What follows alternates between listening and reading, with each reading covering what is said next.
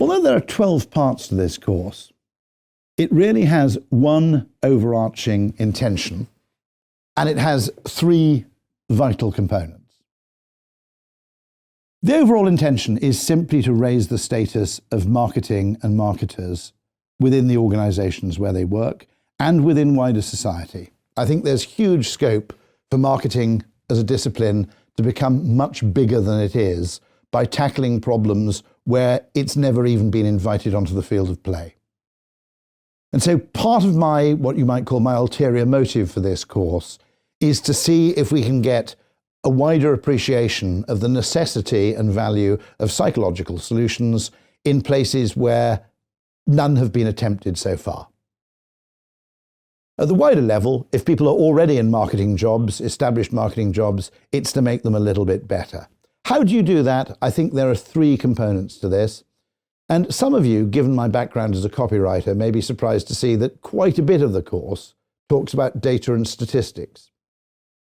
And I make no apology for that, because I think it's one of the three essential components of any really successful marketing activity, particularly in the fields of disruption or innovation. Because I think the three things you need are this.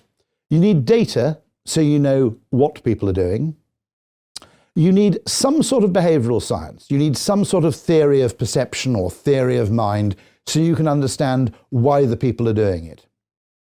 And the third component is creativity. You need creativity so you can envisage what else, given your insights about human behavior, what else you could get people to do under circumstances or conditions or contexts that don't yet exist.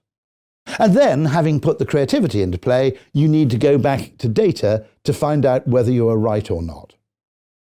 And so quite a bit of the course will be talking about the use of data, the understanding of data, and its importance in experimentation, the vital importance of those things which you can measure in validating creative hypotheses, experiments, and tests. And also in providing you with, I hope, not just boring averages. My contention is that the real value of data doesn't lie in averaging, it lies in the outliers, the extremes, the unexpected, the counterintuitive.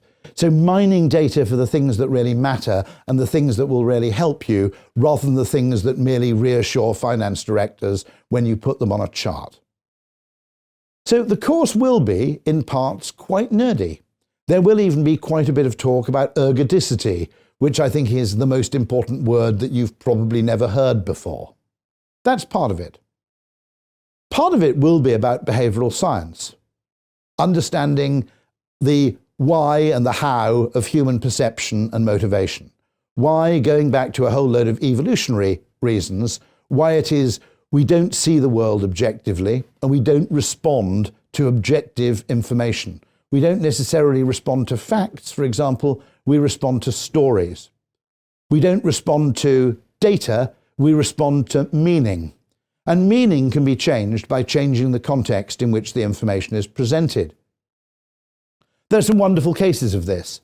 For example, changing the name of the Patagonian toothfish to Chilean sea bass didn't change the fish at all, but it did change how tasty it looked on the menu, and indeed, I would argue, how enjoyable it was on the plate.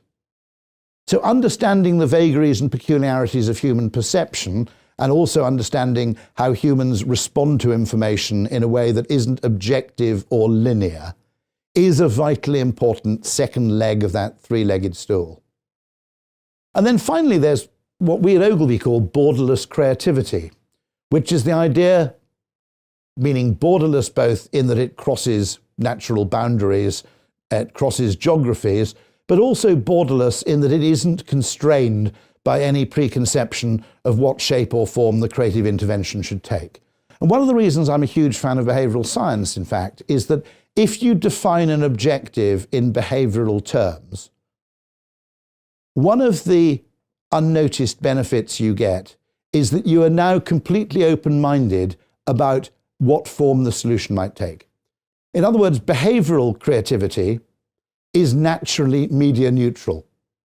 It's naturally media independent.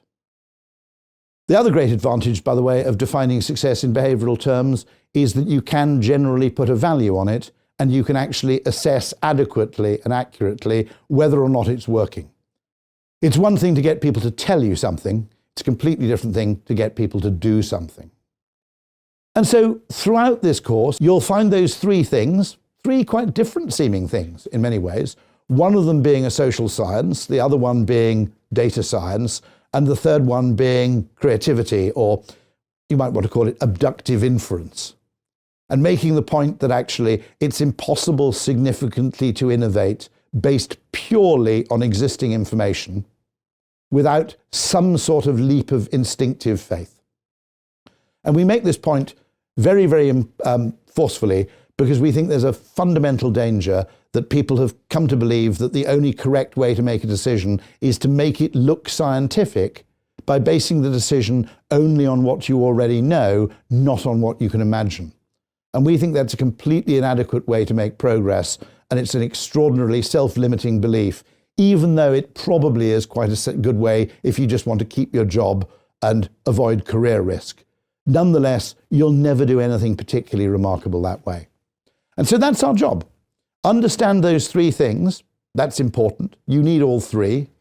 There's no such thing as a purely specialist marketer. You need an appreciation of all three, but more than that, you need an appreciation of how they fit together. And that's what this course is for.